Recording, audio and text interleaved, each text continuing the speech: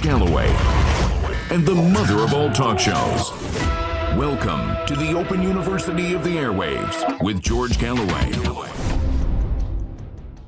I haven't worn a t-shirt since 1969, so you can tell this is going to be a very special edition of the mother of all talk shows, the Open University of the Airwaves, the College of Knowledge, where there are no tuition fees and where you are encouraged to speak back to the teacher or the government or the monarch or anyone that you like, because this is Free Speech International here in this corner of the airwaves, getting smaller by the day. Not us, we're not getting smaller, although actually I am getting smaller. I'm the same way I was in 1969, which is why I'm daring to wear this t-shirt tonight.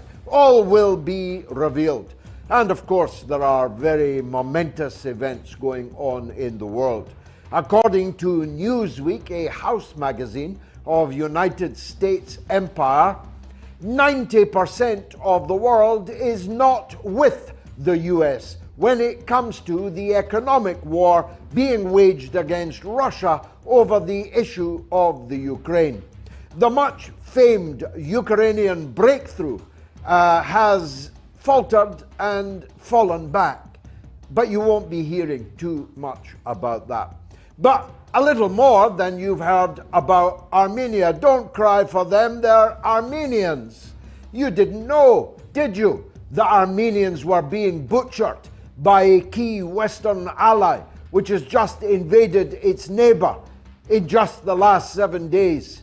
Well, you've come to the right place if you want to know what's going on. And of course, in the morning, Her Majesty Queen Elizabeth II will be buried in Westminster Abbey beside her husband and her parents, and the story goes on.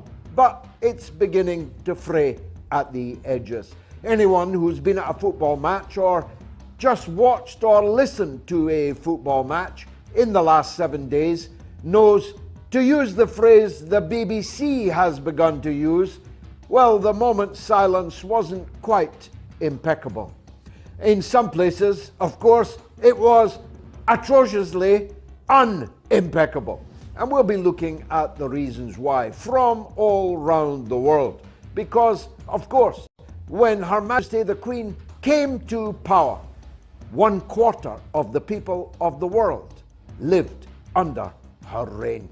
Fasten your seatbelts. It's going to be a bumpy ride. It's the mother of all talk shows. Curious about our curriculum? Have something to say?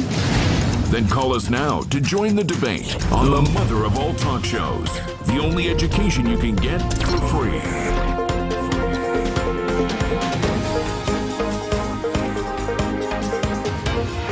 George Galloway, the mother of all talk shows. With George Galloway, the world is our classroom, and you're welcome to sit in and join the seminar. Let me get this out of the way quickly because I'm dying to get changed into my normal clothes. It wasn't just an issue of age or weight or shape that kept me out of t-shirts. I'm a mod, basically, and I don't like to be seen improperly dressed. But for you, I am revealing the brand new MOATS graduate merchandise, which Gayatri has designed and is marketing, and there'll be more details about how you can join this distinguished alumni of graduates of the Open University of the Airwaves. Not just t-shirts, polo shirts, hoodies, caps, everything that you can see on the screen now and more can be yours for a song, relatively speaking. Let me turn to the big issues of the day. I'm sorry to say the big issue of the day in Britain, and it seems increasingly true also in the rest of the Anglosphere, is the passing, however sad to those who knew her, although I'm reminded of Keith Richards' comment when asked how he felt about the death of Princess Diana, he shrugged and said, "I don't know, I never knew the chick." And most of the people now mourning the passing of Her Majesty the Queen never knew her either. She had a long and luxurious life at public expense of 96 years. By all means, give thanks to the Lord for that. I surely would if I were to reach 96. Her mother reached 102 and her husband reached 100. So, how long are you going to have Prince Charles for? Or should I say King Charles? Well, he might be your king, he isn't mine. I don't believe in kings. I kneel only before God, and my king is Jesus Christ, the Redeemer. But the rest of you will have to get used to calling him King Charles after a mere 73 years of referring to him as Prince Charles. That nomenclature is going to get difficult, as you've just seen with me. I didn't mean to say Prince Charles. But I tell you this, it's going to be impossible for many people to get their tongue round, if you'll forgive the phrase, Queen Camilla. I wouldn't put my tongue anywhere near her, and I will never refer to her as Queen Camilla, but you will be forced to. It's amazing. We were told at the time that it would be morganatic, that there would be no title of queen. Then it was Queen Consort, and now they are in the media already before the actual queen is buried, referring to her as Queen Camilla. This is the woman, a married woman with several children, who conducted a decades-long adulterous affair with the then Prince Charles behind the back of Princess Diana, and both of them, cheating their spouses, are now ensconced in Buckingham Palace side by side on a throne. Well, some of us have kinder memories of Princess Diana than to go quietly into that good night. That's not the main reason, the main thing I've got against King Charles. Of course, I've got many things against him, and we don't have time for me to adumbrate them all. But here's the most important one. I met the Queen twice, and at the end of the conversations, I had no idea what her political views were. And that is precisely the point.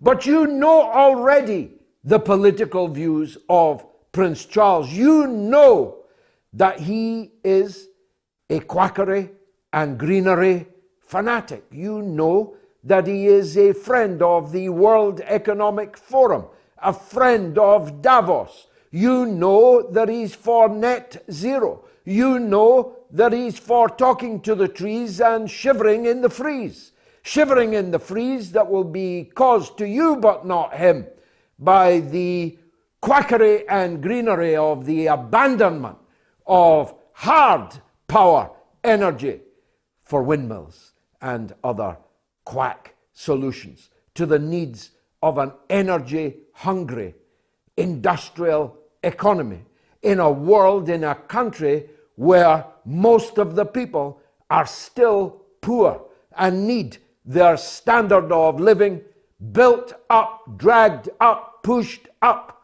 to the levels of the richest people in the richest countries in the world.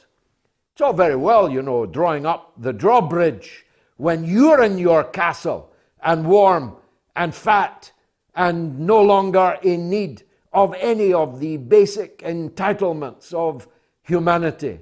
But what about the people outside, on the other side of the moat, who have not yet enjoyed a scintilla of the standard of living that you have? That's why I'm against greenery and quackery, but Charles is madly in love with it.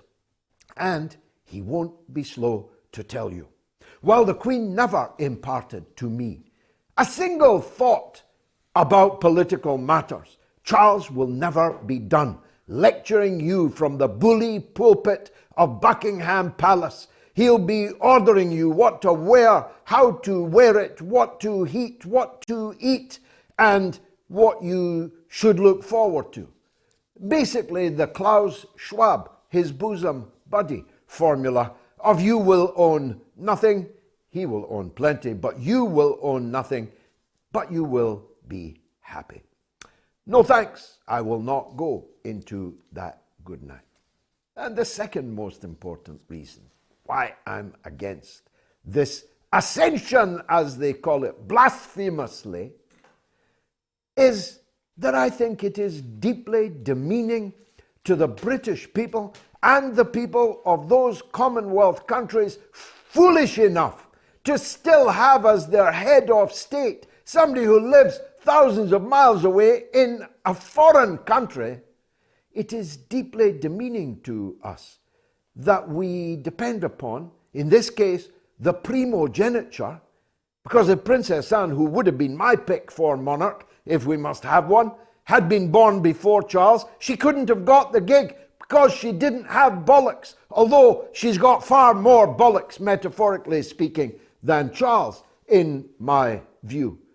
But to say that our head of state will be picked by the draw of which child is born first to the monarch before them is so medieval, it is ridiculous, it is Ruritarian, it's a Danny Kaye fantasy movie, it's Brigadoon on a British scale. Now people say to me they don't want President Boris Johnson, they don't want President Tony Blair, neither do I, although President George Galloway would be a distinct possibility, who knows. I don't want an elected president like America or France. I want a president like Germany. Can any of you name the president of Germany? None of you can. Even some of you who are watching in Germany cannot tell me who the president of Germany is. I want somebody who will cut ribbons and wave benignly at people from the back of a limousine. That's enough. I don't want to have an executive president, but I will never, now that the Queen has gone, accede to the idea that a family, even if they were a model of Olympian virtue and accomplishment, and trust me, they are neither. Prince Andrew, anyone? Did you know that when Charles is out the country, Prince Andrew is going to be in charge? Lock up your daughters, especially if they're under age. I will not worship at the feet of any human, let alone humans of little moral or any kind of accomplishment. Now, let me move on, because Clive Myrie said that all these great events that are happening in the country and the world are of insignificance compared to the passing of a 96-year-old lady. That's what he said. Clive, be ashamed of yourself. I've just seen a man who's posted his elderly mother's gas bill, which has gone from £220 per month, already high, to £1,250 per month. And the old lady, I have no doubt, is beside herself with worry. How can she pay £1,200 for a gas bill? By April, our parents will be paying half of their pension to keep the light on and keep the heating on in their homes. By April, our inflation will be 25% and rising, levels that have never been seen in a generation in this country and seldom seen in the entire modern history of this country. Our unemployment rate will be numbered in the millions, and those that have a job will have experienced a massive cut in their living standards. So food banks will be booming, but they'll be the only business that's booming in Britain. Do the maths. If inflation's 25%, unless you get a 25% wage increase, you've had a wage cut. And of course, workers whose wages are falling don't have money to spend on the products and services that businesses in Britain are offering. And therefore they too will have to start laying off workers. I'll tell you, we are about to enter a death spiral. And my goodness, we're doing so at a time when existential challenge to the country and our society is mirrored by a political class that you wouldn't send out for a loaf. You wouldn't send Charles out for a loaf. He wouldn't know how to buy it. You wouldn't send Liz Truss out for a loaf. She's thick as mince in a bottle.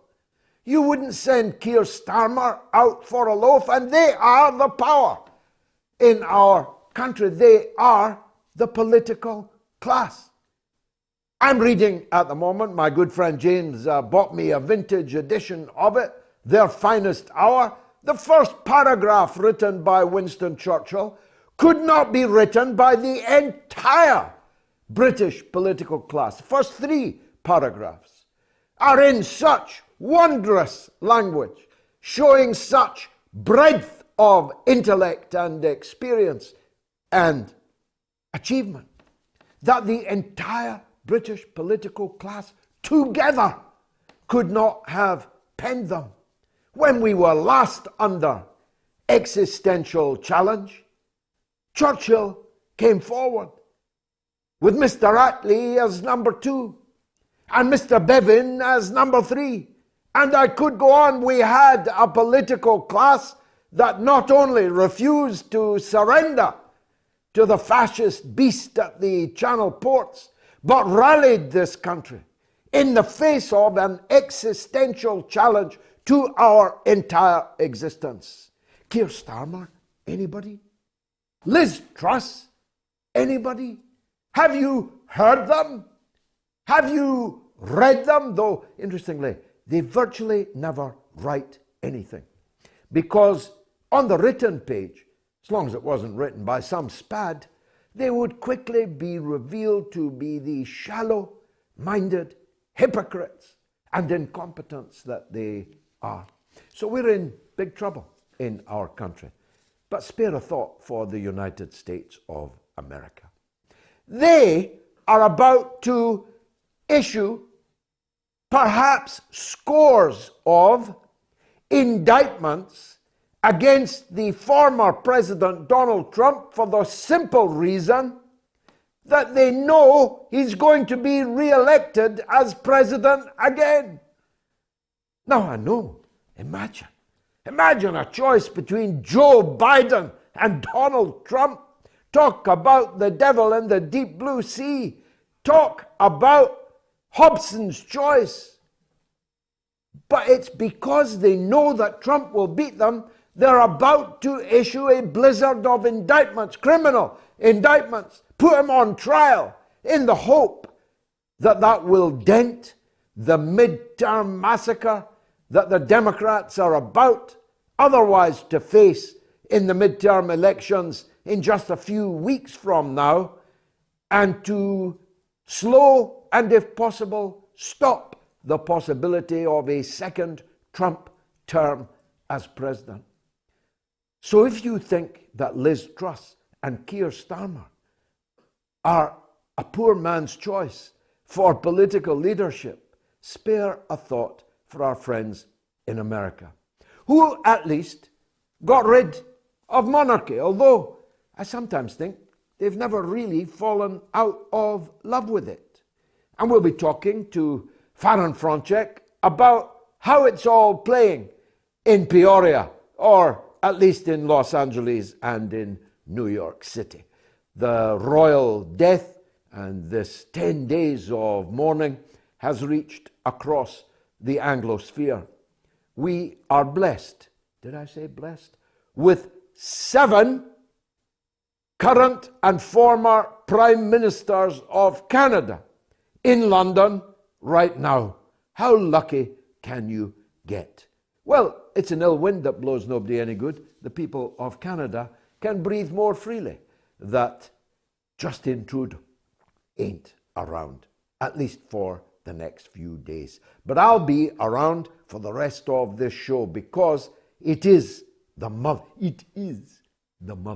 of all talk shows.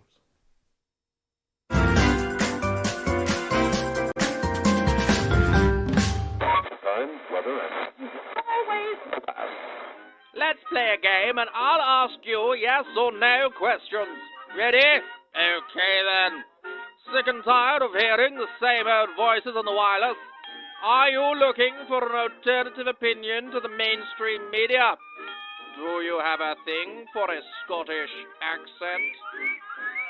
If your answer is no to one or more of these questions, then you need the mother of all talk shows with George Galloway. Listen, watch and share the fastest growing political program in the world.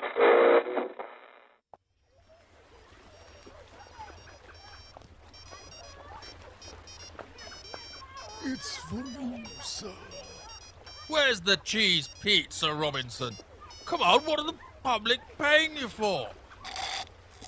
Oh, and get another virgin colada while you're there. There's a good chap. No, who's ringing the old burner phone? Hello? How did you get this number, Ghislaine? No, that's impossible. I can't possibly fly to New York. Why? Our mummy's grounded me. Oh, yes. Starting to cut off my allowance, you know. Yes, I know it comes from the public, but she holds the strings. Oh, I've got to go. My pizza will be here any minute. I'm not sweating, you're sweating.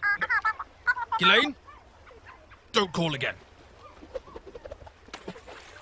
Robinson, Sir. come here with that moist towelette. It's getting a bit hot for my liking.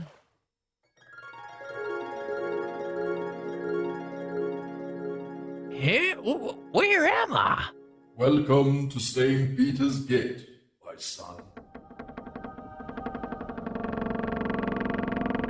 Is this one of that Hillary's tricks, that devil? Be still, my son. The Clintons cannot hurt you here. You are safe with me in heaven. Oh, heck. Knew I shouldn't have taken Bob's homemade vaccine. Oh, Lord have mercy, I am not worthy. Before you pass on, you may ask any question you desire. Anything? With my omniscient knowledge, I can tell you anything you wish to know. Well, Lord, you gotta tell me.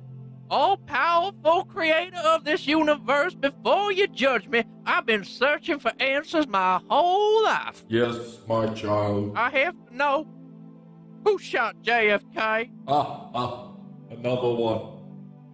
It was a lone gunman by the name of Lee Harvey Oswald.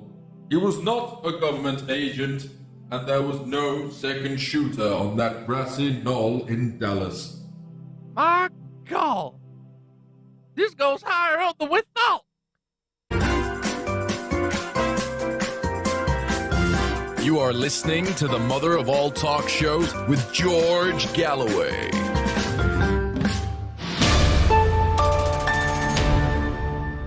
You're watching the mother of all talk shows, the Open University of the Airwaves, and I'm back in my normal garb. But you can yourself buy the t-shirts. Let me set the poll. Will you be watching the Queen's funeral? And on Twitter, it's A, yes, 35%, B, no, 65%. On YouTube, it's yes, 20%, no, 80%. And on Telegram, it's only 14% yes and 86% no. Now that confirms to me that which I have been increasingly conscious of, or at least suspecting, over the last 7 days or so, that despite the North Korean levels of state-mandated and choreographed and long-prepared grief, do you think that every electronic billboard in the entire country, including every bus stop in the entire country, suddenly miraculously sprouted portraits of Her Majesty without any preparation, of course. London Bridge is falling has been in preparation for many, many years, as you would expect for a lady of such advanced age. But despite, and don't forget the sneering and laughing at the North Koreans that is done by comics and comedians and politicians and journalists here about the widespread grief in North Korea and the mass choreography of that grief's expression when you watch the funeral tomorrow, as only around a third of our respondents will be doing. And we have, this poll has been out for many hours. 4,206 people have voted already, and you can vote right up to the end of the show. And remember, for the launch of the midweek Mother of All Talk Shows on Wednesday, the 12th of October, you can give if you are on YouTube right now on the super chat mechanism. It's very simple. Give me $1, £1, €1. It's all I'm asking of the thousands of people that are watching this show right now and the hundreds of thousands that will have watched it by the time we get to next Sunday. It's not a big ask. It's not even the price of a cup of tea in an insalubrious cafe. Just $1, euro, pound. All I'm asking from you. We've got a sponsor for the first hour of the midweek Mother of All Talk Shows. So if it's going to be 2 hours, we need another one. If it's going to be 3 hours, we need another 2. If you are amongst those out there that might be able to do that, well, a lot of people are going to know your name and your brand and whatever it is that you are marketing, as long as it's ethical, of course, and as long as you don't try to interfere in the editorial line that I take, as if anyone could. I don't even know what I'm going to say until I start saying it, so it would be difficult for anyone to interfere with that. So get voting on my Twitter, on my YouTube, on my Telegram, and call the show. Although I don't have easy access to the telephone number, I'm sure it's on the screen. Faran Fronczak is a good friend of mine, a former work colleague of mine before the station we worked on in America was rudely interrupted. But one day, in one form or another, it will be back. And Faran has never gone away. Faran Balanced is her Twitter handle, and frankly, she's never off the screen, and neither should she be. She is one of the most effervescent voices of America, and she joins me now. Faran, you're looking effervescent, if I may say so. You are far too kind, sir. Exactly what I expect. I made the point earlier that the Americans fought a revolution to be rid of King George, but you've never really fallen out of love with the idea of monarchy. First of all, there's a great deal of interest in the British royals, but you've got your own royal families. You've got the Trumps, you've got the Bushes, you've got the Bidens, you had the Clintons, the Kennedys. What is it about dynastic politics which still appeals in America, do you think? I think the other ones that you had too was like the Carnegies, the Fords back in the day, you know, where they had these family dynasties, and they're still around to this day. I think a lot of it, though, George, why it's so interesting to us is because we don't have it where, you know, you're born and depending upon what lineage, you know, or who your grandfather is, you know, a lot of Americans will say like, oh, you know, royalty here in the United States, it's like the Kardashian family. And it's like, well, can you tell me who the Kardashians' great, great, great, great, great grandfather was? No, you can't. So it's like this idea of having this long lineage of royalty is just so foreign to us. But the other thing that we do have as Americans too is we have the whole Meghan Markle debacle with Prince Harry. Her obviously being an American, a lot of Americans look at this as, the drama that's unfolding around the palace and what's going on around the bell tower of who's saying what when it comes to Meghan. We saw yesterday Prince Harry was able to wear his military uniform when up to that point Americans were like, yeah, he's with Meghan Markle here, he shouldn't be allowed to wear it, versus the others saying no, he honorably served, he should be allowed to wear it. So a lot of it is Americans love drama. And with the Prince Harry Meghan debacle, people are just loving watching that drama unfold. It's like a Brazilian soap opera, no doubt. Where do people stand on Meghan Markle in the US? Most people in Britain are strongly against her. Some of them because she's a shade at least of black, but others because of her personal conduct and background and the way she treated her own father and so on. But she's pretty unpopular here, at least in the public prints. I don't know what the public thinks. I'm not all that interested. It's interesting, George, because if you were to take Meghan Markle, let's say, and put her up, like, for example, like in the White House or in if you're going to compare it to the monarchy to being in the United States, she would be what we would call like a whistleblower. She would be rejoiced. People would love her for saying, good for you, you're calling out racism, you're calling out all this stuff. But when it comes to the monarchy, people are like, how dare you? You should not be doing this. And I think a lot of Americans look at her as drama, as a narcissist, as somebody who is completely out for themselves.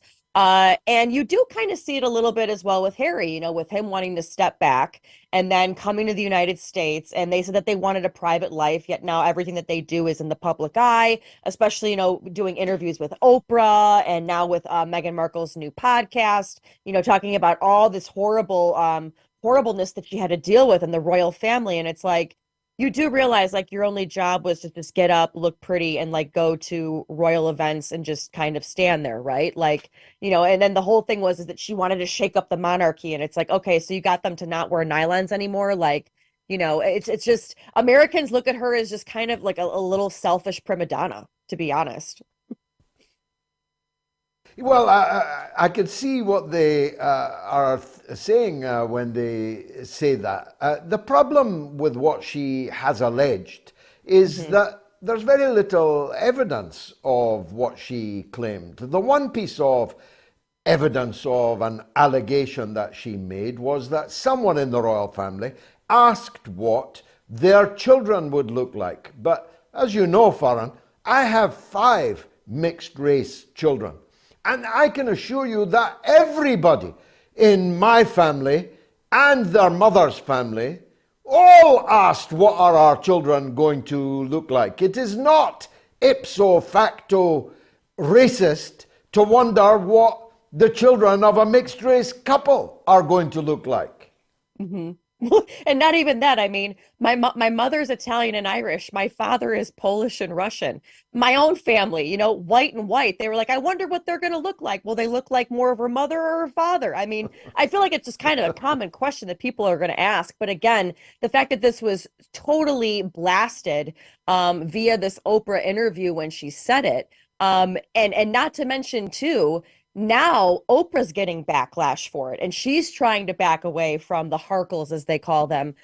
So you just see a lot of it is, the way that, like, I guess the Gen Z generation would say is they're just looking for content. They're just looking for content that they can market themselves off of and that they can make money off of. And that was, frankly, one way to do it. Just call the royal family racist, because, frankly, I feel like that's what everybody's calling everybody these days, Well, yes, and not just in the royal family.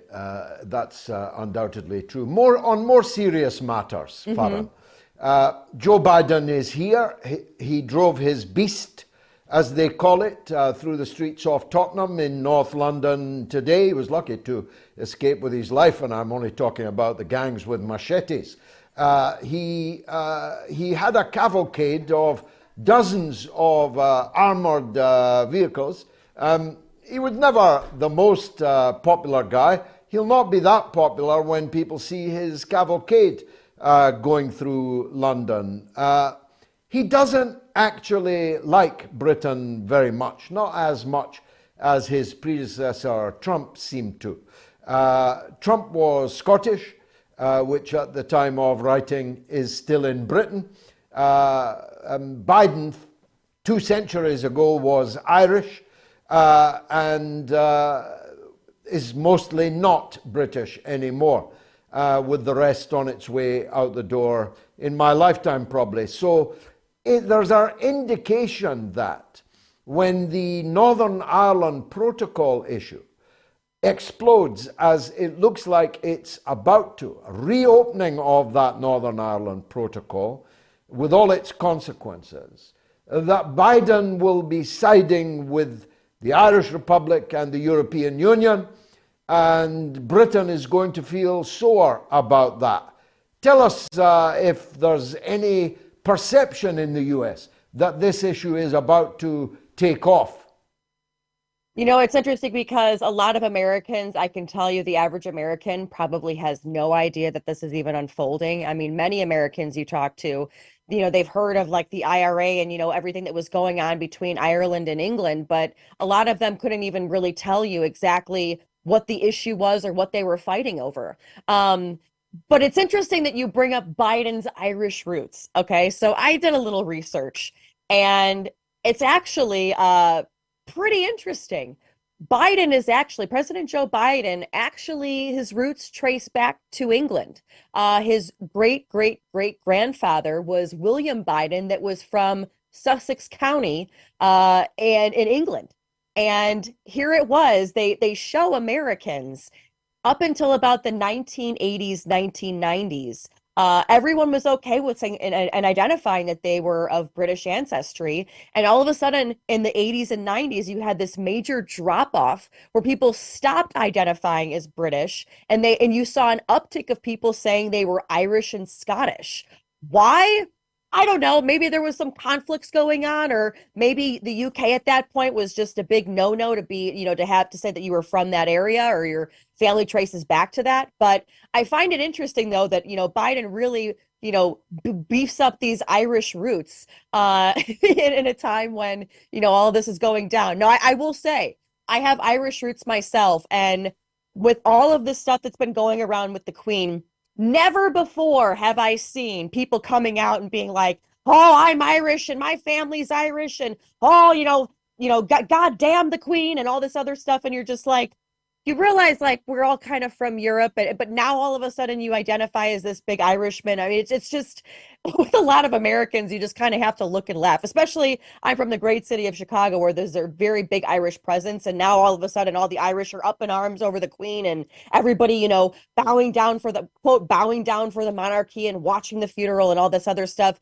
It's just kind of comical. But again, the part that was just so interesting is that, you know, there was this big drop off of people identifying, saying, you know, that they weren't British, they were more Irish and Scottish. And it's like, you know, okay, we're all from somewhere, you know, so it's kind of comical to me. Well, that's breaking news, you know, Faran. I didn't know that. And it's a major hole in Joe Biden's genealogy, because he does play the stage Irishman, although he's not averse to negatively stereotyping Irish people. As I saw one clip where he implied very clearly that Irish people were stupid, which is an ancient trope. I speak as someone whose mother is Irish. So I know that, of course, it's very far from true, but it is, or was at least, a widely held stereotype, negative one, about Irish people. So Biden and others, I mean, at one stage, Faran, you had to find an Irish ancestor to run for the presidency in the United States. Even Barack Obama found an Irish, long-lost Irish relative, although that must have been harder than it was for Biden and the others. But from Kennedy onwards, because there were 30 million voters in America that identified as Irish Americans, it was obviously a potential vote winner to be an Irish American. And now we discover that Joe Biden, the leprechaun turns out to be an Englishman. Who knew? Yeah, who knew? And you know what? It's very interesting too, because you're finding out just there's a lot of things about Joe that Americans have problems with. You know, for example, last week he has this big dinner party out in the White House lawn touting how wonderful the US economy is, and it's never been this great in the past 8 years. And he's having, you know, James Taylor sing on the lawn. As this is all happening, the Dow is plunging, literally plunging before everybody's eyes as they're celebrating the economy. You know, then not even that, then you have it where, you know, the American media, yes, they are focused on the Queen's funeral and all that's happening. You know, she did reign for 70 years. She's met, you know, so many people from around the world and given her life to this service. But Americans here, though, the polls are showing that they're really sick and tired of seeing everything about the Queen, because they realize, like, look, I get it, it's great, but there's inflation happening. Gas prices are still high. Eggs are at the highest prices that we've ever seen. Chicken, you know, grocery items, everything is up. The inflation is so high here. And it's like, why are we focusing on the Queen when I can't even pay for gas? So a lot of Americans, I feel like, are a little bit they're feeling very gaslit by the Biden administration. So it's like, I don't care whether you're Irish or English. The fact that you're touting the economy is so great as the Dow is plunging, the fact that you're acting like the economy is so great when I still can't afford stuff, it's ridiculous and it's preposterous. Well, I tell you what, there's a lot of people in Britain have an identical view. Amongst the many nuggets in what you've said this evening, Faran, for me personally, one of the more important was that James Taylor is still alive and still singing on the White House lawn. I bought Mudslide Slim in the 1970s and really dug him for quite a long time. Is he still a decent turn? I mean, he sounded okay. He's alive, like you said. He could still sing. But again, the American taxpayer, they weren't sitting there like, oh, wow, James Taylor. It was like, how much is that costing me? You know, that's the consensus. Yeah, quite so. Probably not as much as it once did. Faran Fronczak, thank you for joining us, as always, Thanks, on George. the mother of all talk shows. Much obliged to you. Here's the phone numbers. If you're in the US or Canada, call us on +1 844 944 3344. If you're in the UK or Ireland, it's 08081965522. That's 08081965522. Let me know what you think on any of the issues that are on the agenda this evening. Now, there's a new local London number if you are elsewhere in the world. Those top two numbers are toll-free, cost you nothing at all. I don't think this next one is free, but you'll only be on the line for a minute and we'll call you back. It's 0044 203 966 2625. Let's take a call, shall we? Or shall we take a break first? I think it's telling me to take a quick break. Be right back.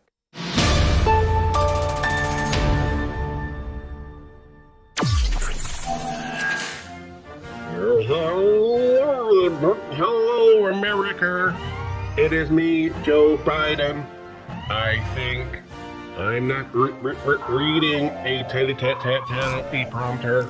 I'm perfectly capable of speaking for myself.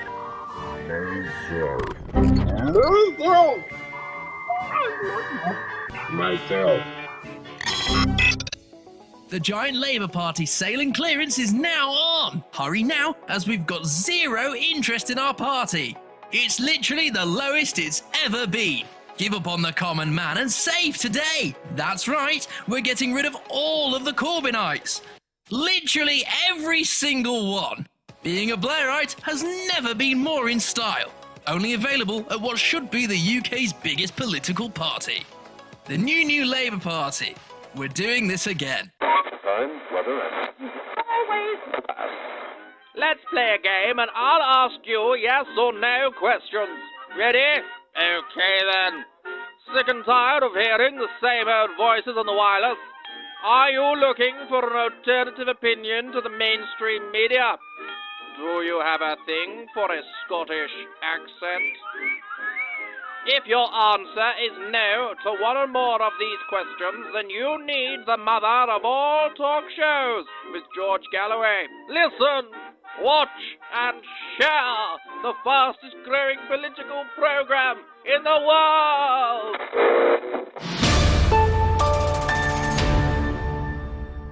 Now, I really have to read you this missive from somebody called Kevin. George, you're coming across as being a tiny bit jealous of Charles. Pack it in. You cannot change the system. Ignore it and enjoy old age and your family. I'm 70 and making the best of what time I have left. It's far better.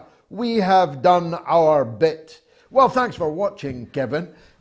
Jealous of Charles? I get to wake up in the morning next to Gayatri. He wakes up next to Camilla. Let's go to Malaga, where Jamie is on the line. Jamie, welcome to the show. Hello, George Galloway. It's actually Collier, so Jamie called kind of for me because he's been around me for some days now. Okay, you're welcome. Go ahead.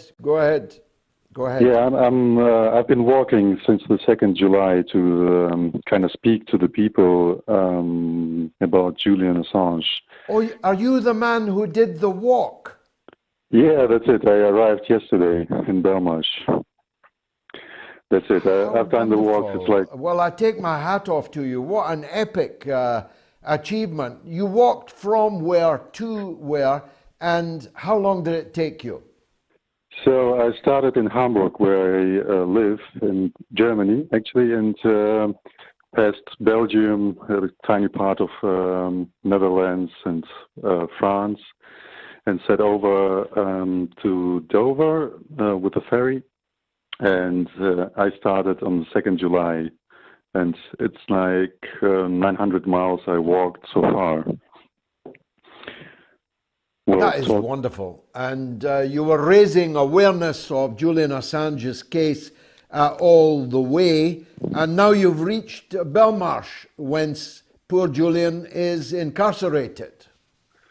That's it. Yeah, actually, we met some people, even prisoners, who said they know Julian, and one prisoner who's been 18 months in Belmarsh, who said he's friends with Julian, and they reported how his condition is and how guards would treat them, and even prisoners that are playing games with him, and yeah, quite a strange situation for a journalist, actually. They are grim. They are grim prison walls, Belmarsh. It's a maximum security jail where there are incarcerated mass murderers and terrorists and throat cutters and so on. To think of Julian Assange, a journalist, being behind those walls makes the blood run cold, doesn't it? It does. That's one of the reasons for my walk. So if we put journalists in jail instead of the war criminals and politicians who are obviously corrupt, this is a strange world to live in. So how long are you going to stay here? What's next on your campaigning agenda? Oh, well, I'll have to sort some things out, how I can do stuff, but I really would like to go to the working class, because on this journey I realized that a lot of working class people in England actually are aware of the situation and would support Julian. Like, for example, the 8th of October, the chain surrounding the parliament, which would raise people's voice, so the politicians would have to react to it. So this is. Well, we're all going to be. We're all going to have our hands around the Parliament in October. Personally, I'd like to have my hands around the Parliament's throat, but we'll have to make do with our hands around the building. Just remind us of the date and time of that, will you? Oh, yeah, sure. It's the 8th of October in London, surrounding the Parliament at 1 p.m. And everybody's welcome. 1 p.m., 8th 1 p.m. of October. Be there at Parliament Square and ring the Parliament with protesting arm-in-arm demonstrators. Thanks very much for that call. Give my regards to Jamie, who passed you the phone.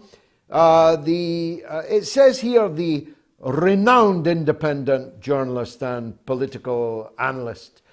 I know he'll agree with me when I say he's not yet renowned, but let me say he will be remembered and renowned, and in a very short period too. And you'll always remember, perhaps, that you first saw him here. Richard Medhurst is the brightest of all the commentators out there in the ether. And despite all efforts to cancel him, he is still standing. Richard Medhurst, welcome back to the mother of all talk shows. Now, I spoke to Faran Fronczak earlier about how the Americans are viewing the funeral and the royal soap opera. How does it look to people in the Arab and wider Muslim world, would you say? Thanks for the lovely introduction, George. Well, I have to be a bit biased because knowing what Britain and France did in Syria, Sykes-Picot, Balfour Declaration, which of course gave away Palestine as if it were ours to give away in the first place. I don't think people are shedding too many tears, honestly, in the Arab world, because the crimes that we committed, the British Empire committed, and we should note that these were crimes that took place even under the reign of Queen Elizabeth. Now, of course, Sykes-Picot, this is before her time, but let's not forget about all the bloody crimes. India, Malaya, Iran, the list is endless. And so I don't think too many people will be shedding tears. Now, on the other, on the flip side, being British, I don't want to speak ill of the dead. I don't do that, and I don't think there's anything funny about it. But I won't be shedding too many tears either, because I remember many months ago, and you've probably been saying this for much longer than that, but I remember something that you posted on Twitter where you said that we should have a referendum when the Queen passes away on whether we should abolish the monarchy or not. And that always stuck, stuck in my mind. And I think that it's a very pertinent thing that should take place. It's one thing to mourn Queen Elizabeth. We should also recognize, however, that she was head of state when all these crimes occurred. Who the hell is King Charles? I mean, this guy is, I think he's the lowest approval rating out of all the members of the royal family. That's number one. I'm sure you have seen the videos, as I did, of him pulling faces, shall we say, and grimaces at his aides because the pen snarling. I mean, he was snarling at his staff. Yeah. Truly, if he does that in public, what's he doing in private? And well, quite so. He's probably kicking them in private, like they used to do in times gone by. There's a couple of points I'd like to make in response to what you just said, Richard. It's first of all true that when some of the crimes of empire were committed in Muslim countries, I'm thinking Yemen, for example, in the 1950s and 60s. I'm thinking Malaya during the insurgency, where we were actually paying a bounty, not making this up, folks, for every severed head of a Malayan insurgent that were brought to the British barracks. I'm thinking of the conflict in Kenya, where concentration camps against the Mau Mau rebels. I remember as a child having my blood chilled by the word Mau Mau and atrocities and so on. But the Mau Mau were Kenyan people fighting for the rights of Kenyans to rule their own country and not to be ruled by a foreign empire. These all happened under the reign of Queen Elizabeth II. But it is important to note that by then, neither the King nor the Queen of Britain made any of these decisions.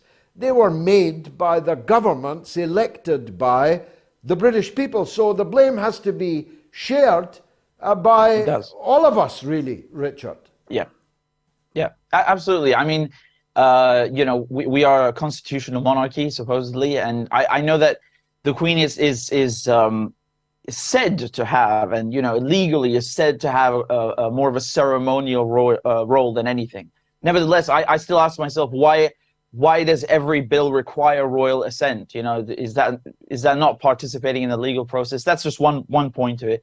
But I would say that even though the blame must be shared equally amongst the government ministers, you know, the intelligence services, and not just the head of state, she is the figurehead. She does represent us. You know, that's why she goes and visits all these countries, right? I think this was recorded where she was saying that she's visited I think 20 African countries, and this is a long time. The list is probably longer than that. Why does she go to these countries? Because, well, many of them, you know, are former colonies.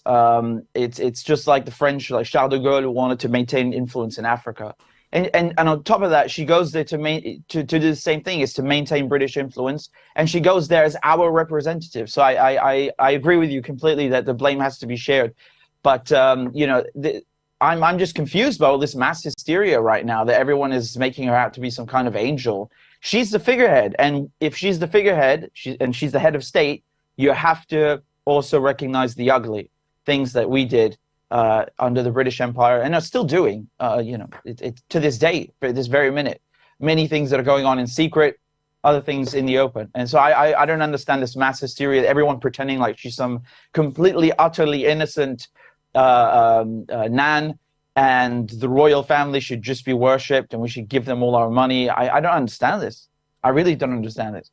Well, it's just as well she's being buried in Westminster Abbey, because there are people out there on the streets of London who, if she was going on the funeral pyre, would throw themselves on it. There is undoubtedly hysteria. And it is mass hysteria, but it's not everyone. I myself have spent a lot of time around people yesterday, the day before, and today. As you know, I'm involved in football, and so I've been with significant numbers of people in Birmingham and in Manchester and in Scotland over the last few days. I've got to tell you, I haven't yet to meet one person that's actually mourning. I've got yet to meet one person who even raised the issue with me. None of them showed any signs of giving a second thought to what in the public realm was apparently hegemonic, dominant narrative. And I think I would have. I would have spotted the signs of genuine public mourning. And I spotted none of those signs. Last word to you, Rich.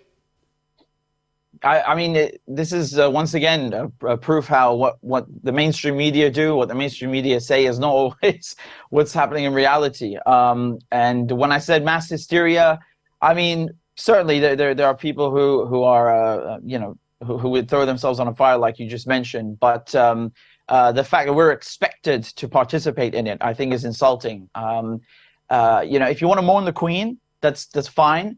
But don't act like she's completely innocent. Don't pretend the royal family are innocent. Don't pretend that it's okay that King Charles, you know, who made this guy king? Who decided that he should be our king? I don't know.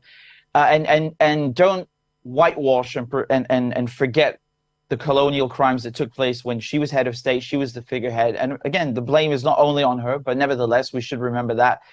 And we need to understand that if we're going to go around lecturing other countries, bombing them, invading them, sanctioning them in the name of democracy, and we ourselves do not even have a real democracy, and the Queen is just one of many issues, it's hypocritical. It's very hypocritical, and it makes us look stupid on the world stage. Richard, state-mandated mourning is meaningless mourning. It is mournography that we have lived through. And it's actually the latest in a series of events. The COVID mass hysteria, the Ukrainian mass hysteria, the royal mass hysteria. It's almost as if they wanted us to get used to mass hysteria and mass psychosis. As always, I'm grateful for your presence. Give my regards to your mother, please. And I look forward to talking with you again soon. That's Richard Medhurst, the very bright young commentator. You can follow him on social media. He's broadcasting a lot. Thanks for the donations on the Super Chat. Sven the Viking sends 109 Swedish crowns. That sounds like a lot, and I'm very grateful for it, Sven. He says, insightful and persuasive. It was Yasser Arafat who said, choose friends wisely because our enemies will choose us. Roger Asai gives 90 US dollars. It's disappeared from my view. I hope to complete it, Roger. He says, my electric and gas bills here in western Nebraska are so much lower this year. I'm sharing some of the savings. God bless you, Roger. That's a very handsome donation. Ian Puddick, my good friend, who's out there in Whitehall serving gins and tonics because he's a gin manufacturer.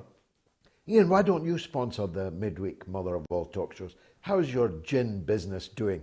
Anyway, you don't need to because you have just very handsomely made a donation which has disappeared from my screen, but which was in the order of some 40 pounds. Atorlo Burke gives 19.99 US dollars. The plumbers will be the busy people this winter with burst and frozen pipes, but unfortunately, people won't be able to pay them. Thanks, Torlo. That's absolutely correct. Luis Ricardo Ramos sends 50 Mexican dollars and sends greetings from Mexico, where we received nearly 1 million US immigrants in 1 year because they can't afford housing back home. Times are changing. Well, Luis, I'd rather live in Mexico than in the United States too. Kevin Tilston gives 2 English pounds, or British. He might be Scottish. They might be Clydesdale Bank pounds. Thanks, Kevin. Jason Kane gives £1. Don't be shy about sending £1, euro, dollar. Cooler King 74 sends 5 US dollars. Hello, George, from the coal miners of Kentucky and the tobacco farmers of Kentucky. God bless your work and family. Thank you so much for that. And Teresa Kelly, my dear friend in the United States, sends her usual weekly, sometimes twice weekly, 10 American dollars. Ian Robert Houghton sends £2. GG for PM in a rainbow coalition. Not sure I'd fit in a rainbow, Ian, but thanks for the thought. William Cole sends 50 Swedish crowns. Thank you, William. MGTOW Gem sends $7.99. Mauricio Costa sends 2 Canadian dollars. George, what about the elections in Brazil? Viva Lula! I'm hoping very much to get back the $200 I lent him in the 1980s. Without interest, forget the interest, President Lula. Catherine Dowsett sends £5 and says up the toffees. That's a reference to the Everton, who must have won today, if that's what she was saying. They were definitely on top of West Ham when I had to leave the game at half-time, partly because it was the worst game of the season so far. Maybe it got better. Here's the phone numbers. +1 844 944 3344 if you're in the US or Canada. If you're in the UK or Ireland, it's 08081 965522. Coming up after the break, it's the one and only Gonzalo Lira. You better stay tuned.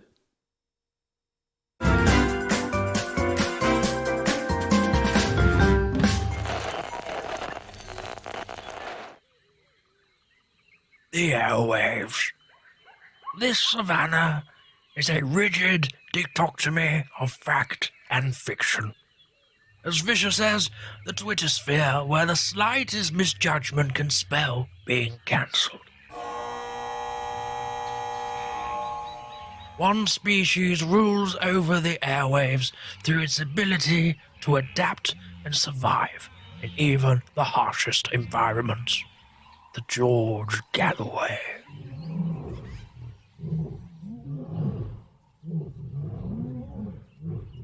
The top cat in these parts, it is mostly active on Sunday evenings in Britain and mid-afternoon in the United States.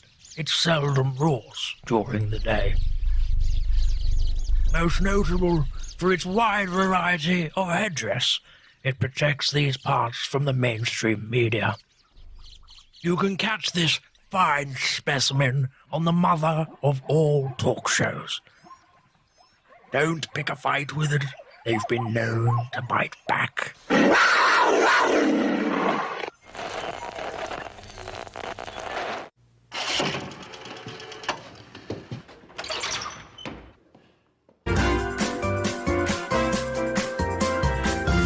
You are listening to the mother of all talk shows with George Galloway.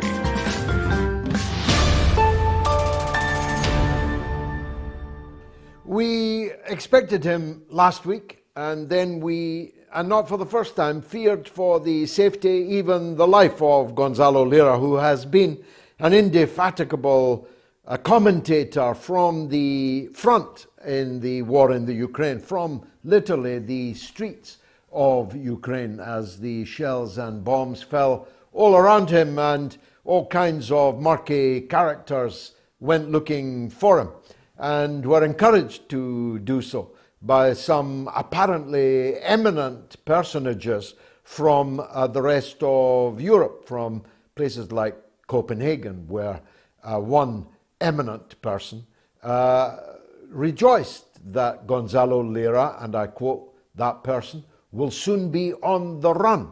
A clear encouragement of people to hunt him down. He's not just been hunted, he's been silenced. He's been taken off Twitter again, I think for the second time, though perhaps for the third. But he'll always find a welcome here on the mother of all talk shows, because we believe that it is foolhardy as well as immoral not to hear the other point of view, especially when there's a war on. And so I'm very glad to say, finally, Gonzalo Lira is with us. Gonzalo, you gave us another scare last week. We are so happy to see you safe and well. We pray for your safety, to be honest. Thank you. And we look forward to what you have to say. Since we last spoke, the boundary, if you like, or the lines on the map have been seesawing back and forward. The supporters of Zelensky were rejoicing just days ago about Ukrainian breakthroughs and so on. They're not rejoicing now. Tell us how the war has ebbed and flowed from your standpoint. Well, from my standpoint, I'm in Kharkov, in the city of Kharkov. And when was it? September 9th, there was simultaneous strikes by the Russian forces. They hit like about a dozen targets all in one go. And then on Sunday, when we were supposed to speak, they knocked out the lights, and they did it again on Tuesday. It's sort of like to prove a point, but there's also been some shrewd guessing that it might have been to shut down the electrical system in the country so as to slow down the movement of troops and materiel, because the train system works on electricity. And the Zelensky regime does not have the gasoline necessary to move all that equipment on the roads. And so knocking out the electricity sort of like freezes a bit the movement of troops on the side of the Zelensky regime. But those are speculations. Nobody's really sure why. Russia on September 9th for the first time hit targets within the city and hit them hard, but just the one go. And then on Sunday last, and then Tuesday again, they knocked out the lights. Nobody's clear why, but I've said this before many times that the Italians are very good at food, and the French are very good at fashion. But the Russians, they're good at war, whatsoever you might think of them. And they don't make a move unless they have a clear plan, a clear priority. They never act impulsively. And so whatever movements they've been doing have been very deliberate. And that includes the offensives that have taken place over the last few weeks that have been, quite frankly, an unmitigated disaster for the Zelensky regime, because the losses are just, they are obscene at this point. There were essentially 3 offensives that took place in the last days of August and into September. This is the famed offensive that the Zelensky regime was saying that they were going to do, that they've been talking about it since April at least, or at least that's, I remember hearing that they were going to do it starting in April, that it would be an August offensive.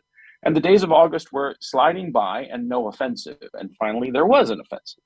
Now, the rumor that seems to be credible is that Zaluzny, who's the commander-in-chief of the armed forces, was against these offensives because he wanted to husband the resources of the Zelensky regime military and perhaps do an offensive next year, next spring. But Zelensky, for various reasons, especially to show off to his Western sponsors that the war in Ukraine was still a viable business venture, there was a big meeting on September 8th with his American sponsors. And so they launched this offensive, and they were on 3 fronts. From the south, it was in Kherson, then slightly to the east of Kherson was the Zaporozhye offensive, and then on the eastern edge of the contact line, it was in the Kharkov region. I'm in the city of Kharkov, and the region that was in dispute is approximately 40 kilometers from where I am. And so there were these 3 offensives, and long story short, insofar as Kherson offensive was concerned and the Zaporozhye offensive, it's credibly estimated that over 4,000 Ukrainian soldiers were killed in each of those offensives. That is a total of 8,000 there. In terms of casualties, it's not known, but the typical figure is usually it's 2 to 1 to 3 to 1.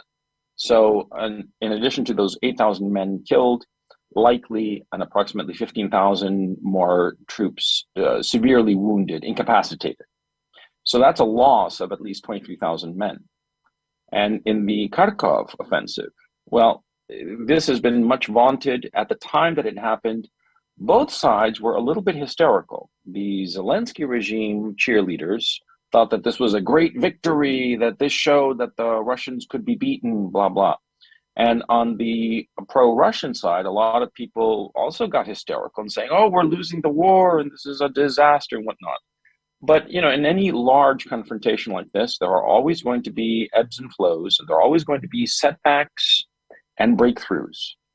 What happened, though, it's becoming increasingly clear, and most serious commentators will agree with what I have to say, is that the Russians knew that this offensive in Kharkov was coming, as well as the ones in Kherson and Zaporozhye.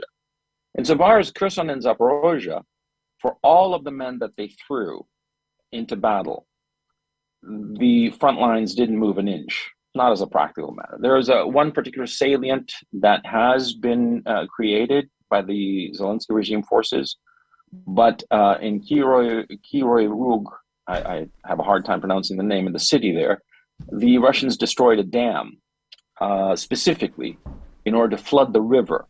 This river, as it flooded, it wiped out the pontoon bridges and cut off the salient. And so now the salient doesn't have the possibility of resupply, reinforcements, or retreat. And it's slowly being destroyed right now as we speak. And there are credible estimates of between 3,000 and 7,000 men in that salient. And so this will be in addition to the losses that I mentioned before. Now, insofar as the Kharkov offensive, the Russians knew that this was coming. That Kharkov flank was being guarded by Rosguardia, who are basically border guards, territorial militia type. They're not just second tier, but third tier soldiers. They're not even supposed to be properly soldiers. They're more akin to military police. And those people, and many of the civilians who had been assisting the Russians, and evacuated quite some time ago. And so one was that Alexander Mercouris put it very, very well that for all intents and purposes, the Zelensky forces were pioneer. By the way, do you hear me still, or because on my end it's sort of frozen? I do hear you. Hello? I do hear Hello? you. Although it's, I do hear you. Please stay on the line. I want to respond to one or two of the points that you made, Gonzalo. If it had been the Americans and the British, all of your electricity, power and dams would have been destroyed in the first hours of the war. I'm not looking in the crystal ball about that. I'm looking at the record of the invasion attack on Iraq, for example. Not just the big war in 2003, but the smaller war against Iraq in 1990. The first things that were incapacitated were the electricity supply, the sewage and water supply, things that contributed mightily to the death of large numbers of children through insanitary conditions, lack of clean water, and so on. So the Russians waited 6 months to knock out your lights. We wouldn't have waited 6 hours before doing it. You want to respond? Come back. Yeah, I'm back. We got cut off. Anyway, what I was saying is that they had a reason to do that, and whatsoever that reason might have been, it's obscure to us. But they have this kind of attack of hitting any kind of civilian infrastructure is always done for a military reason. They destroyed the dam at Kiroy Rog.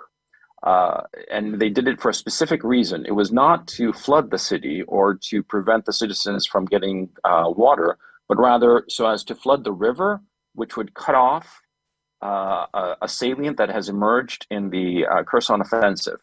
And so the Russians, they always have a clear plan and a clear military goal insofar as any attack that they stage. Now, insofar as the Kharkov offensive, my colleague and friend Alexander Mercouris said it best that the Russians knew that that offensive was coming, and there was a great deal of hysteria on both sides, claiming that this was a great victory for Ukraine, a great loss for Russia. Looking at it after the fact, it was in fact a very spectacular defeat, because over 4,000 men were killed in the Kharkov offensive, most of them, the vast majority of them, on the Zelensky regime side. Insofar as the Russians were concerned, they knew that this offensive was coming, and they decided that rather than defend this area that had no real military value, they would pull back to the river that was to the east of them, get behind that river to fortified positions that they've already prepared, evacuate both the military personnel and the civilians, and let the Zelensky regime forces walk into this empty territory and pound them with artillery. Because you have to keep in mind that when you are in two defensive lines, when you decide to attack, you have to get out from your defenses and expose yourself. And if you don't have air defense systems or aircraft that can support you, you're going to be exposed to the artillery and the aircraft of your opposition, which is exactly what happened.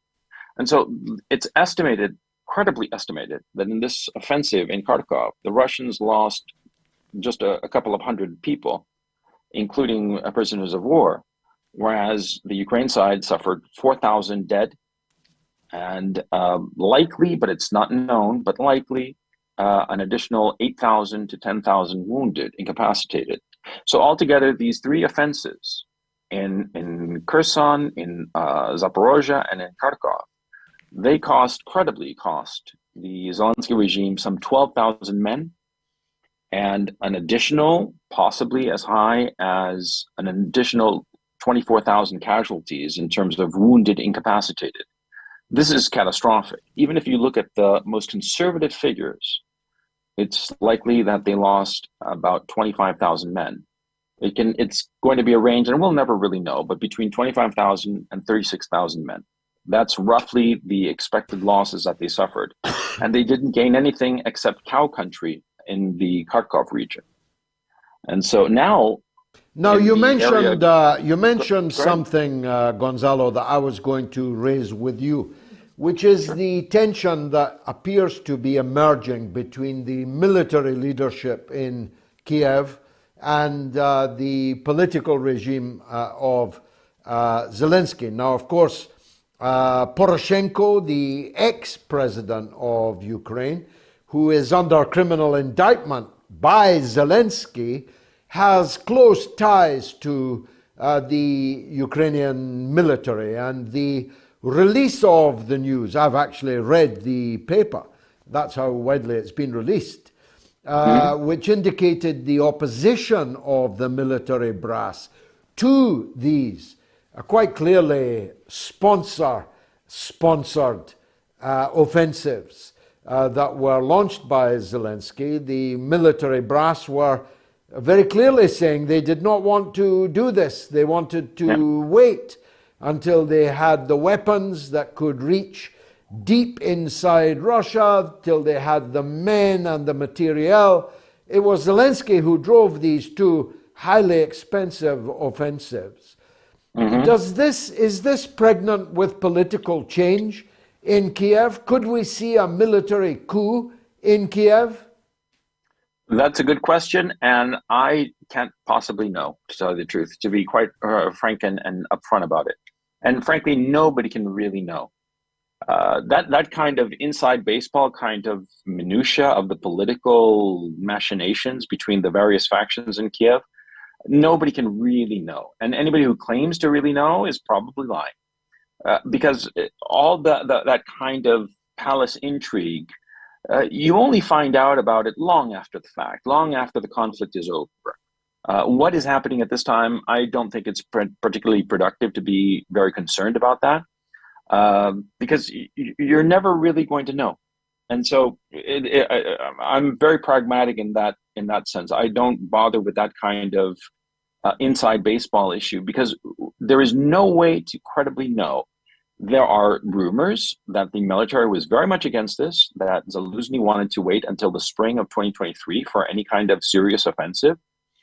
But now that this offensive has happened, rather than doing the sensible thing, which would have been, okay, we scored a victory, let's see about negotiating a ceasefire with the Russians, they're doubling down because they're believing their own public relations. They're believing their own baloney. And what they want to do is another offensive.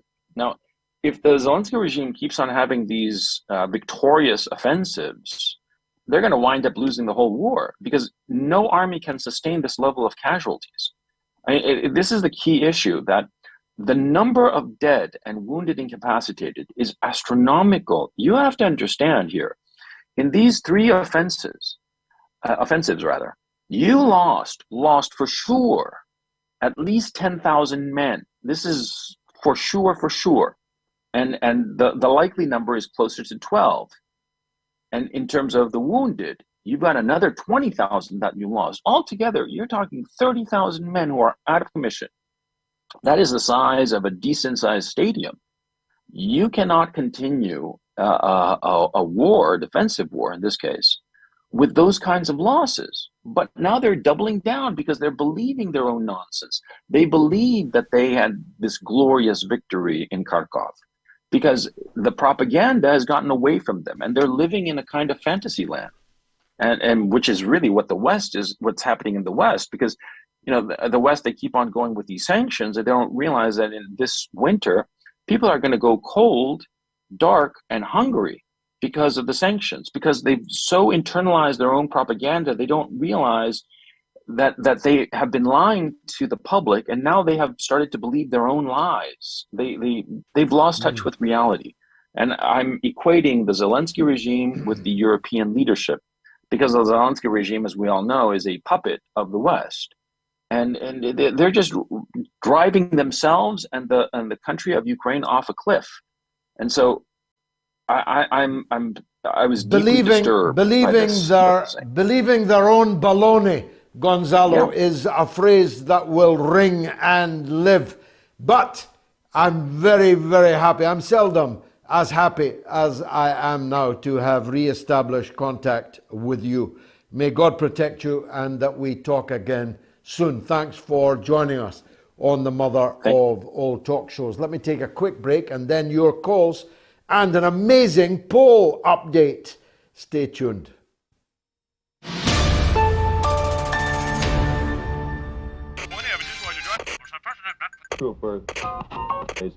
From the makers of Where's the WMDs? Who killed Epstein and pinned the blame on the Democratic donkey? Comes the brand new game, Where's Biden Hiding? Play the tapes. Figure out what the hell he's trying to say. It is me, Joe Biden.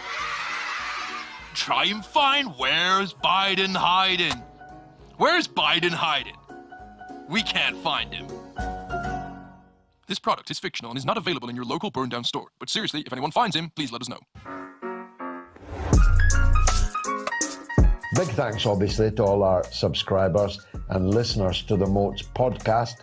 For the older amongst you, a podcast is the distilled version, about half as long, which has become a phenomenon on the internet. And also my Wednesday show, The Galloway Show, which I hope you'll tune into on my YouTube channel, exclusively on YouTube on Wednesday at 7 o'clock. That's also got a podcast, which has also gone off like a rocket. So it's a media phenomenon, and it's tearing up the mainstream media monopoly. Please download it on Apple or Spotify and leave us a 5-star review, like Sanam in London, who said, George, I've been watching your show for a long time, and I must admit that you are a true leader and very courageous man to carry on your work of exposing the truth and showing us the other side of the picture, which always gets blocked by the US and the West through their media. God bless you always. Sanam in London. Very touching, Sanam. Thank you very much for that.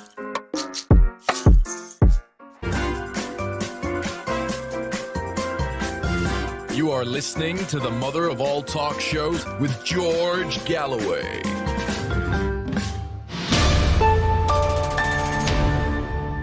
"124 countries and territories are currently downloading the MOATS podcast. Why don't you join the queue?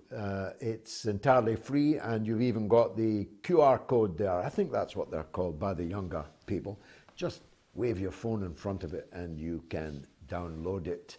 My mother of all road shows in Stockport, which is, I think, 7 weeks away, is virtually already sold out. Every ticket will be gone probably by the middle of this week. There it is there. It's at the Garrick Theatre in Stockport. It must be a record to sell out a theatre 7 weeks before the show. So if you want to come, I think there's 18 or 19 tickets left. So it is functionally already fully sold.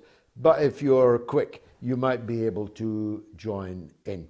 Now, let me get some calls in before the inimitable Chris Hedges, who in a sane world would be Secretary of State of the United States of America, if not the President of the country. Let's take some calls.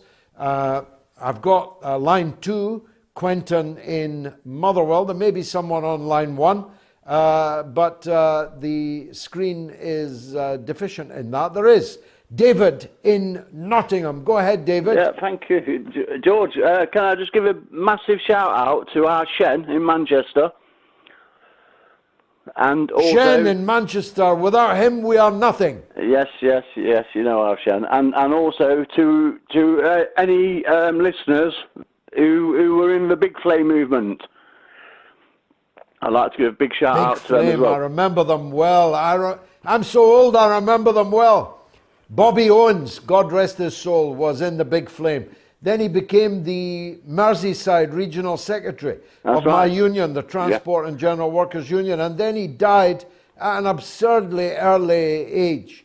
He would have been a contender, Bobby. So I'll always identify Big Flame with Bobby Owens. Yeah, beautiful. You know, my mother was a member, and so was my father. And my mother's passed, and with all this that's being projected for the Queen, I don't think she'd shed one tear for my mother. And I'm not. You know, I'm not saying I'm glad she's dead. No, it's nothing of the kind. No. Of course, and I feel for her family because I know what I went through, and it's not, you know, it's not about anything, you know. And I'm not one who say, oh yeah, I'm glad, you know. I'm not going to dance on it, because that just it'd make me as bad as ever. It would be entirely wrong to do that. Anyway, come to your point, David. There's a lot of people trying to get through. That is my point, George. I'm saying that I won't shed a tear, but I'm also not happy.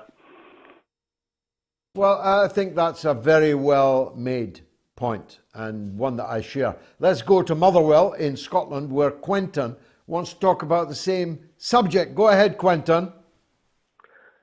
I feel as if it doesn't matter a damn. Means nothing to me, means nothing to most people in Scotland, I wouldn't think. We just don't I don't care. know about that. There's a lot of people in Scotland care. No, there's some. There's not a lot. But that's immaterial. We've now got King George in England. Quentin, that's wishful thinking. The streets of Edinburgh were absolutely ram-packed. The numbers of people that went to the lying in state in St. Giles Cathedral was gigantic. Even in my own town, city of Dundee, the Kingsway, which is a very long road, was lined on both sides throughout just to see the hearse go by. So don't over-egg that pudding is all I'm saying, Quentin. I'm not overdoing it. I know there's plenty of loyalist people here. I think there's more Republicans, but that's just the way life goes. Do you think? What's your evidence? Yeah. What's your evidence for that, Quentin? The polls. The people that talk about it. Which polls showed a majority of Republicans in Scotland? You see, you people, you Scottish nationalists, live in a fantasy world of Scotland as a cold water Cuba, where a majority of people are Republicans, where nobody gives a damn in Scotland about the death of the Queen. This is pure fantasy, Quentin. I said I don't give a damn about the Queen. I know some people do give a damn. And you went on. Listen, we can play the tape. Quentin, we could play the tape. You said that most people in Scotland don't give a damn. You said most people in Scotland, according to the polls, are Republicans. Back it up. Most people are. You're the one that said, oh, you're a British person, aren't you? Or you support the British Isles. I'm a British person. Union. Yes. I've got news for you, Quentin. You also are a British person. Whether you like it or not, that's what your passport says. And whether you like it or not, the majority of people in Scotland voted in a once-in-a-lifetime referendum to remain British. Put it in your pipe, Quentin, and smoke it. Let's hear from Richard in Bradford. Go ahead, Richard. I'm Richard from Bradford. I don't know who Quentin is, but God bless him. I've rung in because I got into your politics a long time ago. I first seen you on one of your MOATS. You said, I am a nobody, but I have a vote. It was before Brexit. You know, I am a nobody, but I have a vote. Yeah, you know, and we're trying to do Brexit. And I am from Yep. Bradford. I'm British and proud. My mum was born in the Isle of Bute. You know, Oh, wow. Roster. Beautiful place. Yeah, yeah. Unfortunately, she married an Englishman, my dad. And, well, if she hadn't, you wouldn't be here. Absolutely. And I'm just trying to read because I'm left-handed writer. Most of my family are Scottish, and the other half are, let me say, English churchgoers and that, which is a bad mix, isn't it, for a mother and father to get in there. So I think it's quite a good mix. I'm from a mixed marriage, a Catholic and a Protestant. That's what passed for mixed marriages in the 1950s. Thanks, Richard. Let's go to Sunderland, where they fought a fighting draw on Saturday. Christopher is in Sunderland. Welcome, Chris. Hello there, George. Thank you for that. We're finally up in the championship where we need to be, yeah? I've been praying for that for years, Christopher, and I'm very glad it finally happened. Cheers, boss. In all honesty, my friend, I'm calling in regards to the statements and gestures that you made in regards to Joe Biden. With the Englishman, Joe Biden. I neglected. I did hear a little bit of the previous in the show when Faran broke the news that Biden isn't an Irishman after all. He's an Englishman. Yeah, well, so was George Washington, and his family was from Washington, just Indeed. down the road from me. So anyway, I digress. Washington CD. Very much so. But I digress. Anyway. I hate to fall out with you, George. What I'm calling about is the idea, the things that you said, Biden with his daughter, and he seems like a sex pest, and he seems a little bit, everybody knows that, Christopher. Yeah, but George, let me lay this at your feet. You have had convicted sex offenders on your show. You have had convicted sex offenders on your show. And I don't know if I have, but they weren't president of the United States. George, but if you're going to say, if you're going to demonize any sex offense, why would you entertain somebody? Well, at the very least, we have established the common ground that Joe Biden is a sex pest. I know that because a good friend of mine, whom I believe in total, alleges that he sexually assaulted her. Her name is Tara Reid. You can follow her story very easily.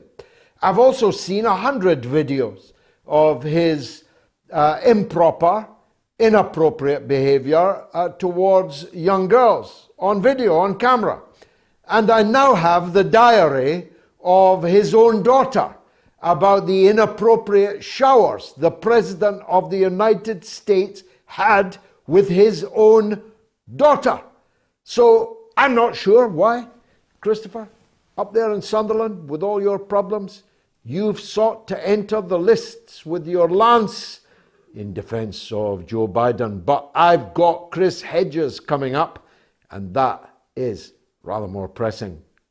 But first, I want to hear from Norma, the legend, in Bristol. Go ahead, Norma.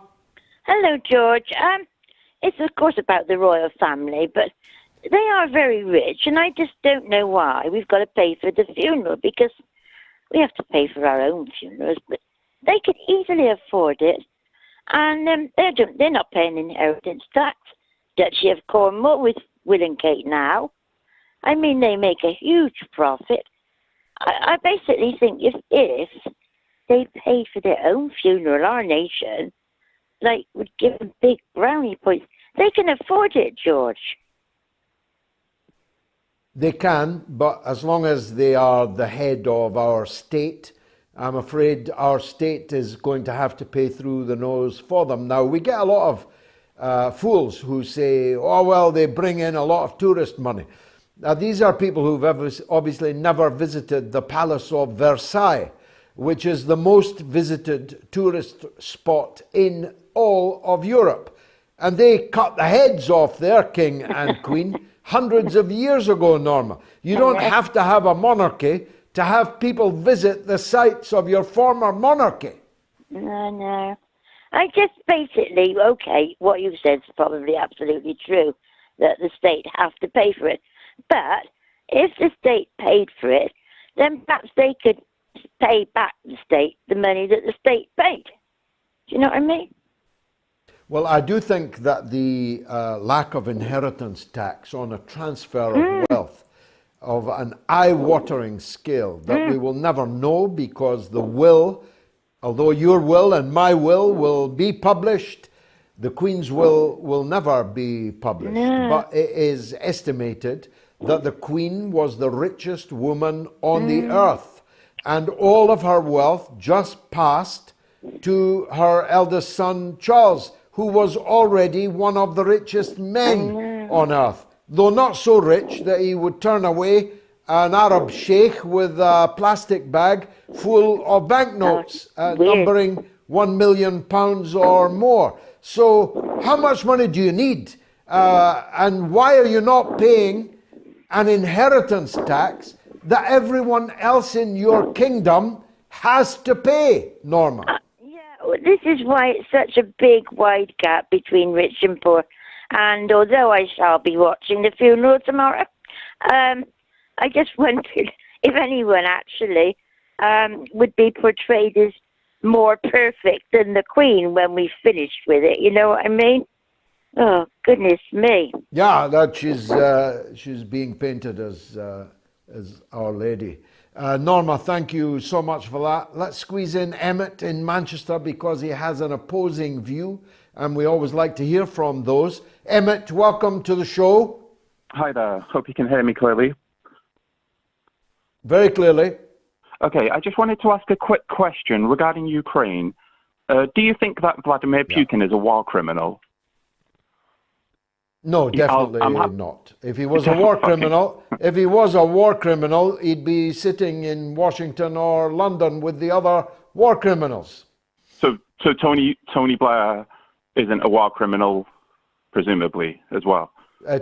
You mean Sir Tony Blair, who was knighted by the late Queen just a few months ago? He's definitely a war criminal. But Putin isn't. But I don't believe that. Why? No.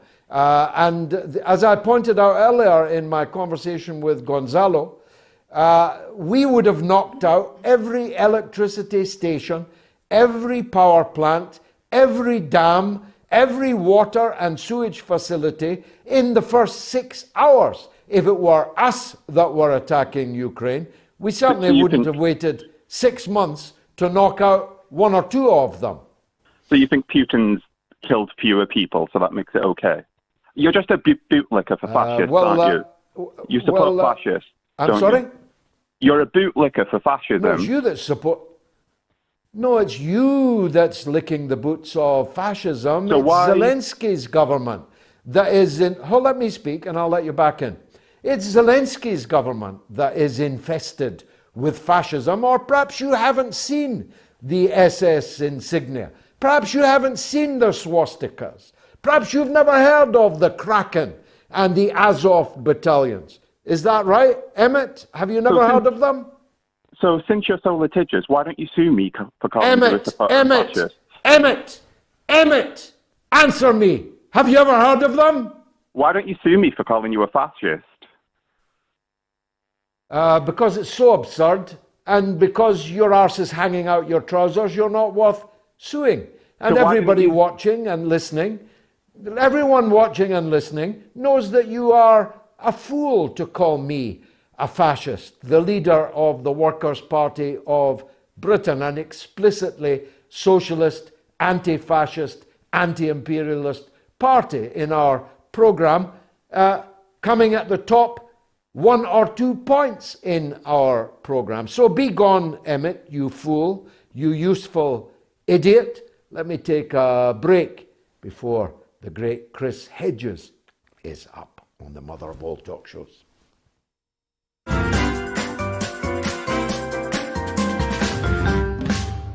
You know, and it's a very, thank you for, you know, I'm a big fan of your show, Gigi. Great debate, great. And I'm Scottish. I'm very passionate about what's happening there, you know.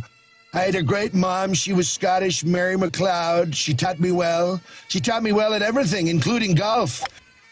I love Scotland, and I love the Scottish food. It's great food. I said to Melania, you know, haggis. Look at that. What's more Scottish than that? Me. I am that haggis. She said, what, thin-skinned and full of crap? You are listening to the mother of all talk shows with George Galloway.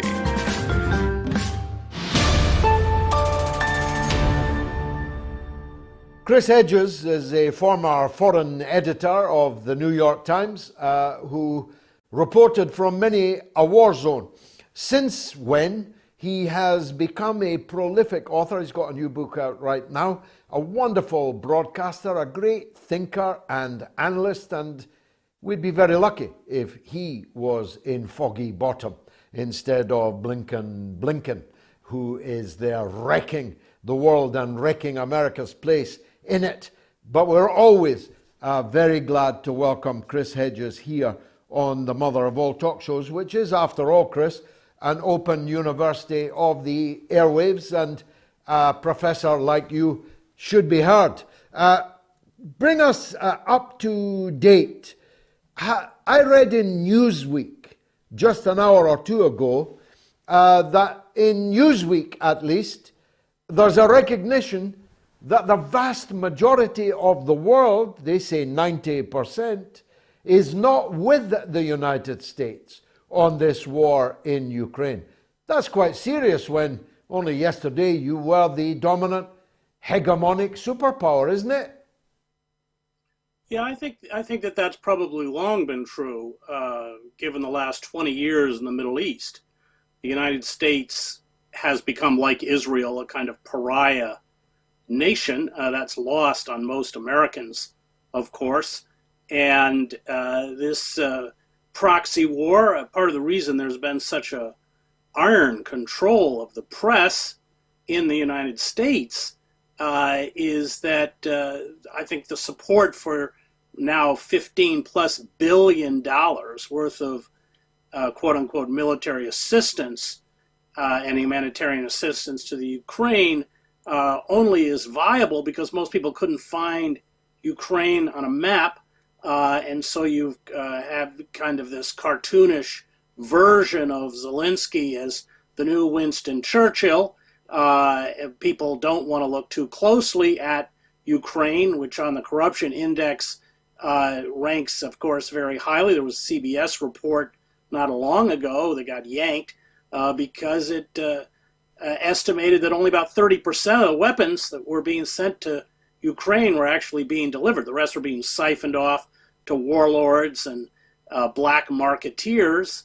This has been confirmed in the media. There's no oversight of the weapons at all.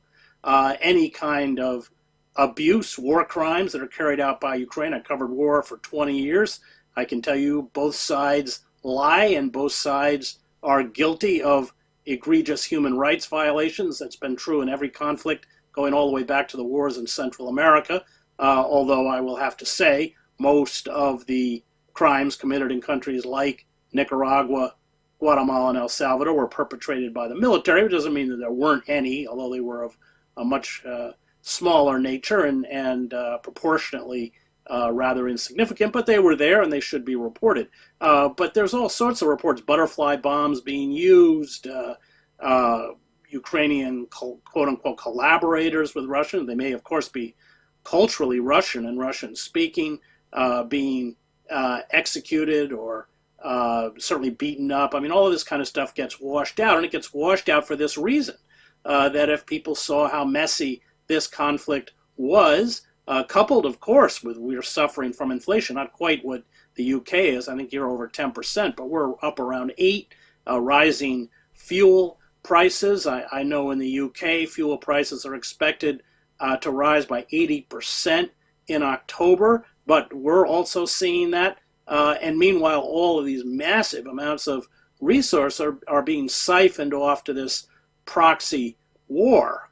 So, yeah, I think that the kind of dirty game that Washington has been playing is probably more evident to people outside the borders of the United States, but it is becoming evident now in the United States itself. And of course, we've seen these protests in Vienna the other day, in Paris today, going back to Prague, where people have had enough of pumping massive resources into the war industry when literally they're having to choose between heating their homes and eating. Well, of course, governments are beginning to fall, Chris. The Swedish so-called social democrats have just fallen to parties of the right, anti-globalist parties, not keen on the EU, not keen on NATO, not keen on the economic war against Russia. The Italian government already fell. Italy, a member of the G7, of course.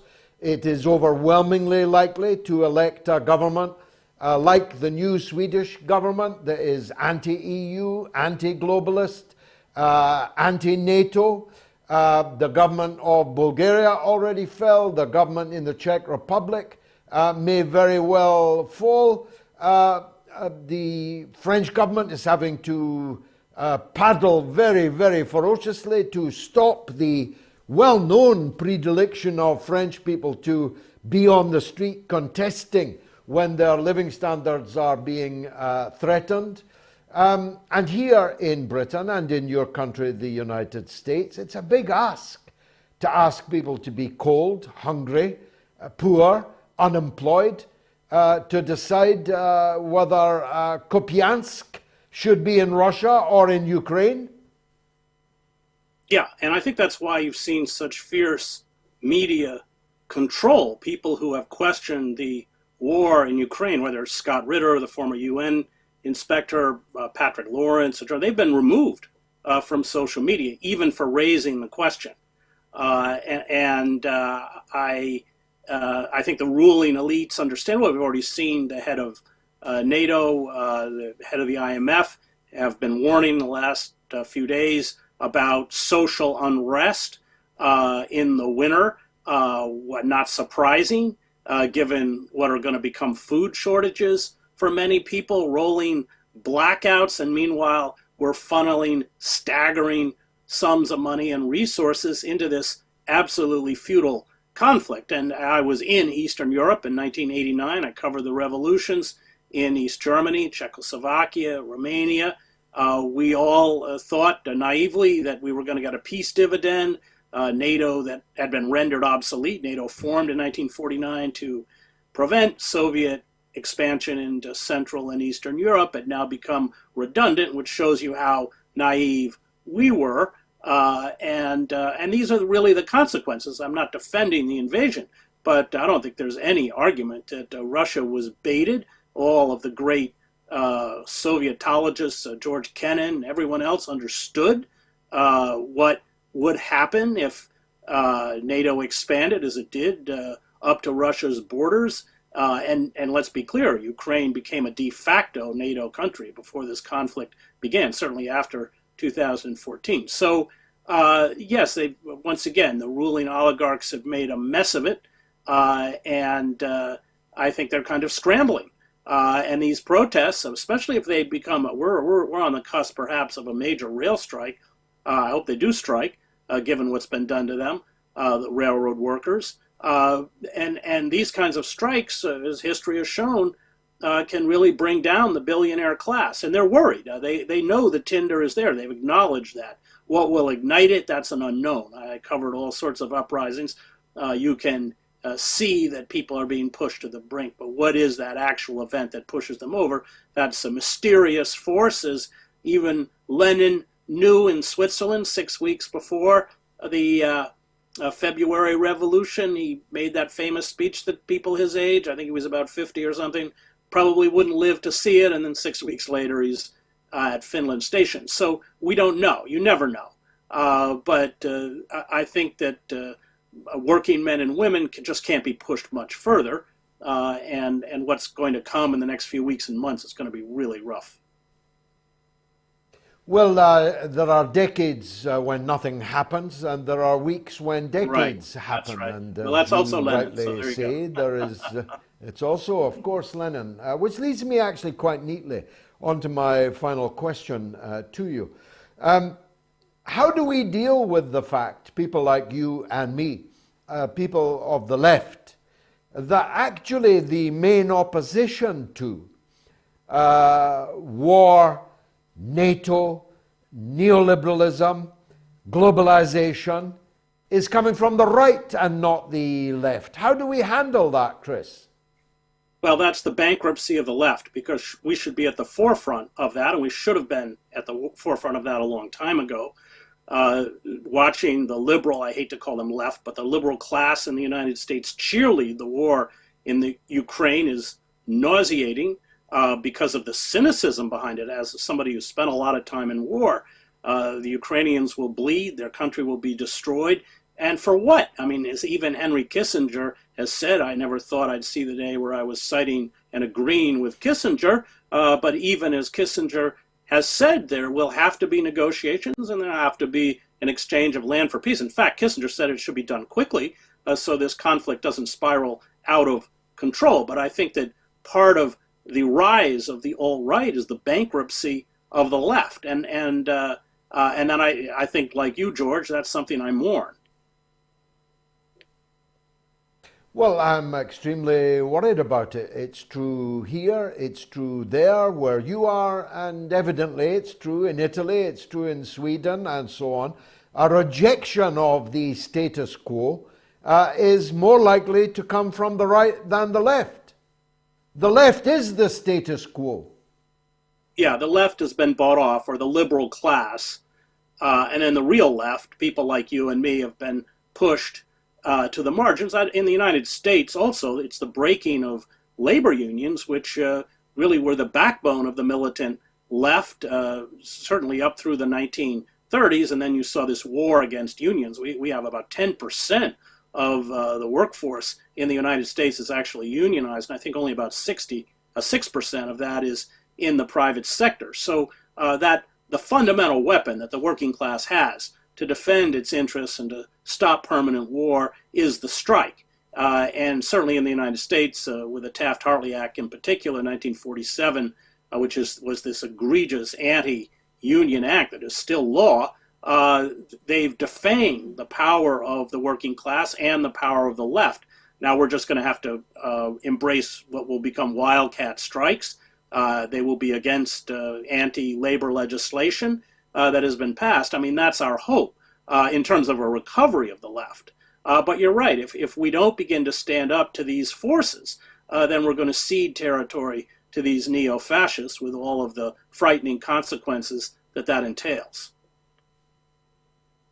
Now, I'm seeing rave reviews about your latest book. Tell us quickly about it. Well, it's another diatribe against war. It's called The Greatest Evil is War. And what it does, my first book, War is a Force That Gives Us Meaning, was written out of my own personal experiences in war zones around the globe.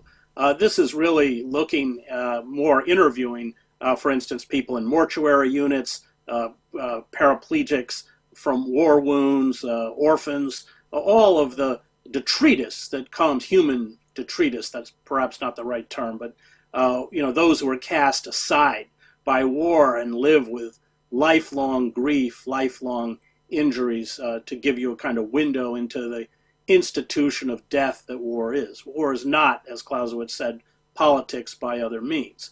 War is about the destruction of all systems that sustain life, environmental, familial, social, right on down the line. That's what war does. And so this is really a book that allows you to see the consequences of war on human beings.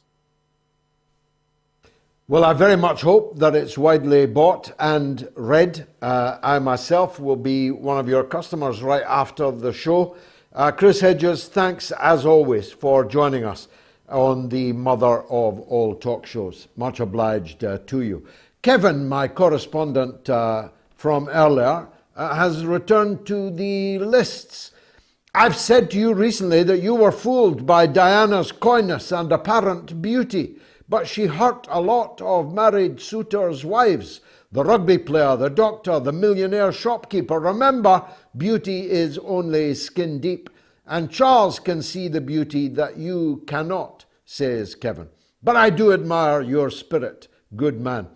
RT is the place for my sanity and truth. I watch it most days, along with Free View, anything but Western media's propaganda. Lucky you, Kevin, I've no idea how to get RT. I would love to phone in, but my swearing is uncontrollable. How funny is that? And he goes on, I think it's him that's going on. Just to let you know, last time we spoke, you said you will pray for a socialist president in Colombia. Now, this is from someone else. Well, your prayers and mine have been heard by the Almighty. Colombia in South America has a socialist president. Well, indeed. And let's hope he's not the last of those.